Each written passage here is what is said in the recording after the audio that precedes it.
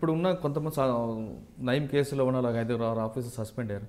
అంటే వాళ్ళు చెప్పే వెర్షన్ మాకున్న బాసులు చెప్తేనే మేము ఈ విధంగా చేసామంటున్నారు. అది కరెక్ట్ అంటారు కాదంటారు?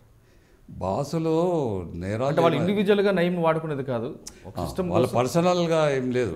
నాకు తెలిసిన మటుకు నయంను పర్సనల్గా వాడుకున్న పోలీస్ ఆఫీసర్ మా డిపార్ట్మెంట్లో 99% నాకు తెలిసిన మటుకు ఎవరు లేరు. మరి ఇప్పుడు సిట్ విచారణలో కొంతమంది ఆఫీసర్లు వాడుకున్నారు కాబట్టి వాడుకున్నారంటే వాళ్ళు పర్సనల్ యూజ్ చేయలే.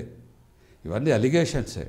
ప్రూవ్ చేసినప్పుడు అప్పుడు మనం ఒక నిర్ణయానికి వస్తాం. కానీ అలిగేషన్స్ ఏదైనా రాసుకోవచ్చు.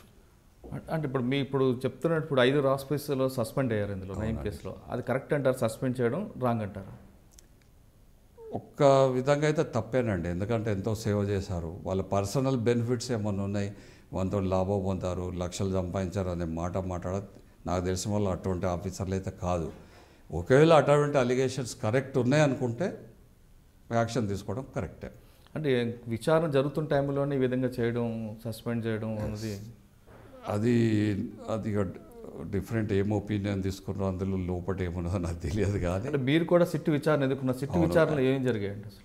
సిట్లో నన్ను అడిగారు సేమ్ ఇప్పుడు మీకు చెప్పిన విషయాలే వాళ్ళకి ఆల్మోస్ట్ చెప్పాను. వాళ్ళు అడిగిన అన్నీ నేను క్లియర్ చేసినాను, ఓపెన్గా చెప్పాను.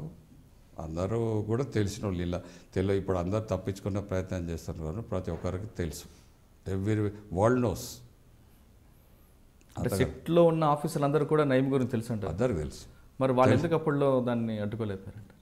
అది వాళ్ళకి తెలియాలా? ఈ క్వశ్చన్ వాళ్ళకి. మీరు వాళ్ళని అడగలేదు అసలు? సిట్ అడగలేదు, నాకు అవసరం లేదు. ఎందుకంటే మీరు కూడా డిపార్ట్మెంట్లో ఇంత సేవ చేశారు, ఒక సిట్ విచారణ ఎదుర్కోవడం అనేది మీకు కొంచెం ఇబ్బందిగా అనిపించలేదా? కొద్దిగా ఇబ్బంది అనిపించింది. ఈ విచారణ అంటే నన్ను ఒక్కటే ఏంటంటే రెస్పెక్ట్లో ఒక సాక్షిగా పిలిచారు.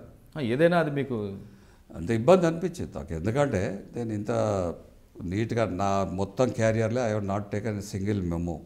కరప్షన్ ఛార్జెస్ లేవు. ప్రజలు నన్ను ఇష్టపడతారు. ఇప్పటికి 20 ఏళ్ళు 30 ఏళ్ళ సర్వీస్ చేసిన తర్వాత కూడా కామారెడ్డిలో కానీ, సిద్దిపేటలో కానీ, ప్రతి ఎవ్రీబడి నోస్, భువనగిరిలో కానీ ప్రతి ఒక్కరు నన్ను ఇప్పటికి పలకరిస్తారు. చాలామంది సరెండర్డ్ నక్సలైట్లు మాట్లాడతారు, వాళ్ళ బాధలు చెప్పుకుంటారు.